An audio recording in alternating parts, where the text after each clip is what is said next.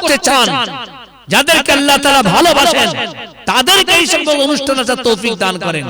মাইকের আওয়াজ যেখানে যাচ্ছে সেখান থেকে আমরা শুনছি না, সে ফজিলত, সে বৈশিষ্ট্য আমরা অর্জন করতে পারবো না যেটা আমরা এখানে বসে করতে পারবো। আজ গ্রামের বিভিন্ন জায়গায় বিভিন্ন রকম অনুষ্ঠান আমরা করছি, কিন্তু খোদার কসম করে বলছি সেই অনুষ্ঠানে আল্লাহর লানত ছাড়া অন্য কিছু আমরা পেতে পারি না। ইন্নাল মুবাযযিরিনা কানু ইখওয়ানাশ শায়াতিন। একটা পয়সা যদি অপচয় করা হয়, খারাপ কাজের মধ্যে লাগানো হয়, তাহলে তার জাহান্নামকে আমরা, যারা জাহান্নামের কাজ করছে তাদেরকে সহযোগিতা করা হয়। সীমাবদ্ধ হাদিস এবং কোরআনের মধ্যে ইসলামের একটা গণ্ডি আছে, একটা সীমা আছে। সেই সীমা লঙ্ঘন করলে আল্লাহ কোনোদিন আমাদেরকে ক্ষমা করবেন না। আজ আমি আপনাদের সম্মুখে কোরআন শরীফে একটা আয়াত পেশ করলাম। সেটা কিসের আয়াত? আল্লাহ বলছেন, কোন নবী বলেননি, সাহাবী বলেননি, কোন তাবেঈ এবং পীর পয়গম্বর বলেননি, সরাসরি আল্লাহ তাবারক তাআলা কোরআনের মধ্যে বলছেন, হে মানুষ, তোমরা তোমাদের সন্তান সন্ততির জন্য, তোমরা তোমাদের ধন সম্পদের জন্য আমাকে ভুলে যেও না। ওই সন্তান সন্ততি এবং ধন সম্পদ তোমাদেরকে আল্লাহর শরণ থেকে দূরে সরিয়ে রাখে, আর তারে অমনোযোগী তৈরি করে দেয়। একমাত্র তোমরা তোমাদের সন্তান সন্ততি এবং মাল মাতা ধন সম্পদের পিছনে পড়ে গিয়ে তোমরা গাফেল হয়ে যাও না। লা তুলহিকুম আমওয়ালুকুম ওয়ালা আওলাদুকুম আন যিকরিল্লাহ। মানুষকে একমাত্র আল্লাহর শরণ থেকে বিরত করে এই দুটোই জিনিস। একটা হচ্ছে তার সন্তান সন্ততি, আর একটা হচ্ছে তার সম্পদ। প্রকৃত যদি তোমরা ওই সন্তান সন্ততির পিছনে পড়ে, ওই সম্পদের পিছনে পড়ে আল্লাহকে ভুলে যাও, তা কোরআন শরীফের মধ্যে আল্লাহ চ্যালেঞ্জ দিয়েছেন,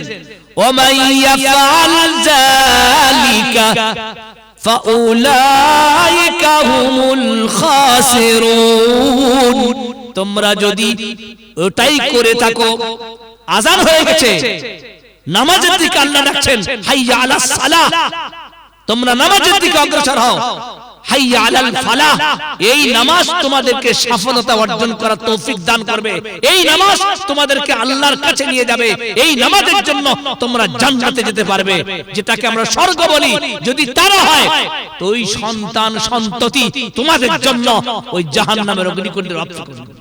কোরআন শরীফে আল্লাহ বলছেন, ইন্নাল্লাযীনা কাফারু لن تغني عنهم أموالهم ولا أولادهم من الله شيئا وأولئك هم وقود النار।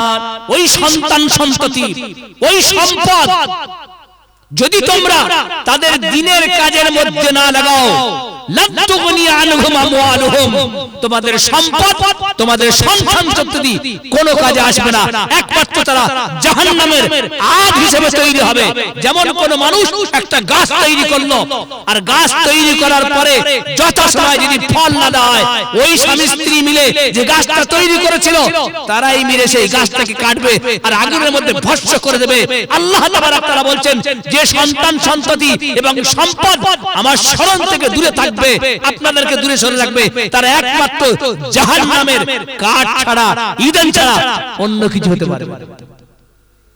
আজ দুঃখের বিষয়, দুঃখের বিষয়, ফাআহাল্লা হালালা ওয়া হারামা হারামা। মান ক্বারাআল কুরআন ফাস্তাযহারা ফাআহাল্লা হালালা ওয়া হারামা হারামা। আমরা আমাদের সন্তানের ভালোবাসায়, সম্পদের ভালোবাসায় হারামকে হারাম মনে করছি না, আর হালালকে হালাল মনে করছি না। যারা হালালকে ছেড়ে দিয়ে হারাম রাস্তা অবলম্বন করবে তাদের জন্য জাহান্নাম নির্ধারিত হয়ে গিয়েছে, আর যারা হালালকে হালাল মনে করবে আর হারামকে হারাম মনে করবে তারা জান্নাতে যাবে, জান্নাতে যাবে। যদি আমরা আমাদের সন্তানকে না কোরআন পড়াই, না হাদিসের কথা শোনাই, না দ্বীনের কাছে নিয়ে আসি, জেনে রেখে দেন ওই সমস্ত সন্তান বাপ মা মরে যাবে আর জ্বলন্ত অগ্নিকুণ্ডের মধ্যে নিক্ষেপ করা হবে। মা কবরের মধ্যে হাই হুতাশ করতে থাকবে। হাদিসের মধ্যে আসছে, বৃহস্পতিবার দিন আসরের পর থেকে নিয়ে আর শুক্রবার সন্ধ্যা পর্যন্ত ওই সমস্ত মরহুম যারা মরে গিয়েছে তাদেরকে আল্লাহ তাআলা ছুটি দেয়। তারা আমাদের কাছে আসে আর আমাদের আশেপাশে ঘোরাফেরা করে আর আমাদের কাছে কিছু পেতে চায়। কিন্তু দুঃখের বিষয়, আমরা চাইবো কি করে, কিভাবে আল্লাহকে স্মরণ করতে হয়, কিভাবে আল্লাহকে ডাকতে হয়, কিভাবে আল্লাহর কাছে যেতে হয়, কিভাবে কোরআন হাদিস পড়তে হয়, বুঝতে হয়, তার তো আমরা কাছেই যাই না। সুতরাং একটা ছেলেকে যে বাবা মার পেট থেকে নিয়ে দুনিয়াতে আসলো এবং শৈশব জীবন পর্যন্ত, বার্ধক্য জীবন পর্যন্ত যে বাবা মাথার ঘাম পায়ে ফেলে হারাম হারামকে না দেখে যে সন্তানকে তৈরি করলো, সেই সন্তান মরণের পরে আর কোনো কাজে আসে না।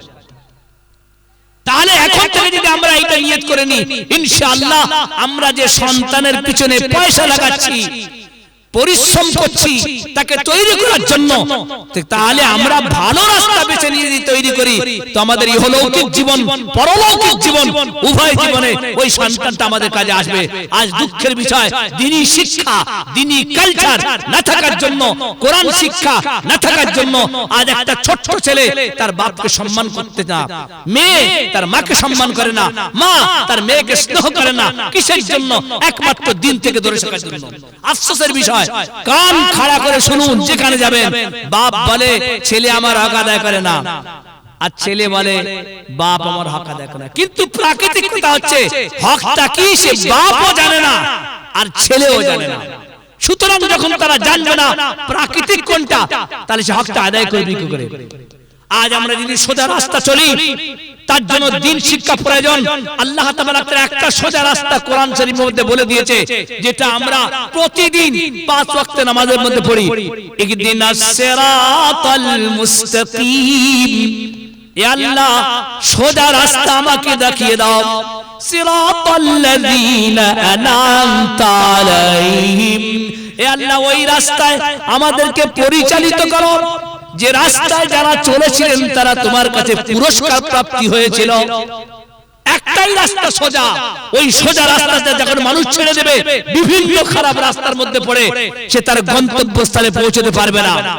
সেই জন্য আমাদের জন্য খুব প্রয়োজন, যেখানে দ্বীনি কথা হবে, দ্বীনি মজলিস হবে, কোরআনের কথা হবে, হাদিসের কথা হবে, সবকিছু ছেড়ে দিয়ে গিয়ে আমরা সেই কথাটা শুনবো। বারবার যখন একটা দ্বীনি কথা কানে পড়বে অন্তর সেটা আসর করবে। আজ আমরা দ্বীন থেকে সরে আছি বলে দ্বীনের আসর হচ্ছে না। একটা ছেলে মসজিদের বাইরে যখন থাকে তার মনটা অত নরম হয় না, অত কোমল হয় না, আল্লাহর সঙ্গে ভালোবাসা অত দৃঢ় হয় না। কিন্তু ওই ছেলেটা যখন ওযু করে মসজিদের মধ্যে যাবে তখন তার অন্তরের মধ্যে আল্লাহর ভালোবাসা, রাসূলের ভালোবাসা, নামাজের ভালোবাসা, রুকুর ভালোবাসা, সিজদার ভালোবাসা তার মধ্যে হবে। তখন তো সেই নামাজটা আল্লাহর কাছে গ্রহণীয় হবে। আল্লাহ কোরআনের মধ্যে চ্যালেঞ্জ দিয়েছেন, ইন্নাস সালাতা তানহা আনিল ফাহশাই ওয়াল মুনকার, হে আমার বান্দা তোমরা খুশু-খুজুর সঙ্গে ভালোভাবে নামাজের যে সমস্ত নিয়মাবলী আছে সেই রকম তোমরা নামাজ পড়ো। অবশ্যই আল্লাহ নিজে বলছেন যে তোমাদের মধ্যে যে সমস্ত কুকর্ম, অন্যায় আচরণ, চুরি, ডাকাত, গীবত, গিল্লা, বিভিন্ন রকমের অন্যায় কাজ তোমাদের অন্তরের মধ্যে আছে, আল্লাহ বলছেন যে সেই সমস্ত কাজ তোমাদের অন্তর থেকে আমি দূর করে দেব। কিন্তু আফসোসের বিষয়, কারের বয়স 50, কারের বয়স 60 হয়ে গিয়েছে, কিন্তু নামাজ পড়তে গেলে যে একটা সূরা শুদ্ধ করে পড়লে নামাজ সহি হবে, সেই সূরাটাও আমরা শুদ্ধ করতে চাই না। একজন ভালো মানুষ ভালোভাবে নামাজ পড়ে, তার পাশে গিয়ে নামাজ পড়তে চাই না। রুকুটা কিভাবে করতে হবে, সিজদাটা কিভাবে করতে হবে, রুকু এবং সিজদা করার নিয়ম কি তাও আমরা জানি না। তাহলে আমরা নিজেরা জানি না আর আমাদের সন্তানকে জানাবো না, তাহলে আমরাও জাহান্নামী আর তারাও জাহান্নামী হবে। একটু কষ্ট করে যদি আমরা দ্বীনকে শিখে নেওয়ার জন্য তিনি অনুষ্ঠানে বারবার যাই, মসজিদে যাই, মাওলানার কাছে যাই। একটা ব্যবসা করতে গেলে ব্যবসা করার আগে জানতে হবে কোন পদ্ধতিতে, কোন নিয়মে এই ব্যবসাটা করলে আমরা সফলতা অর্জন করতে পারবো। তার জন্য আমরা 10 জন মানুষের কাছে যাচ্ছি, পুরো এলাকায় ঘুরছি, জেলায় ঘুরছি যে আমার এই ব্যবসাটা আমি কিভাবে ভালোভাবে চালাতে পারবো। দুঃখের বিষয় যে আল্লাহ এই ব্যবসাকে চালাবার জন্য জ্ঞান বুদ্ধি বিবেক দিয়েছেন, সেই আল্লাহর জন্য আমরা কতটি করেছি। এ আল্লাহ তুমি চলার শক্তি দিয়েছো, তুমি পা দিয়েছো, তুমি হাত দিয়েছো, তুমি কান দিয়েছো, এই চক্ষু কর্ণ নাসিকা জিহ্বা আল্লাহ দিয়েছেন। সকাল থেকে সন্ধ্যা পর্যন্ত আল্লাহ দিয়ে তো নিয়ামতকে আমরা ভক্ষণ করছি আর আল্লাহর নাফরমানি করছি। আল্লাহ কোনো বরদাস্ত করবেন না, কোনো বরদাস্ত করবেন না।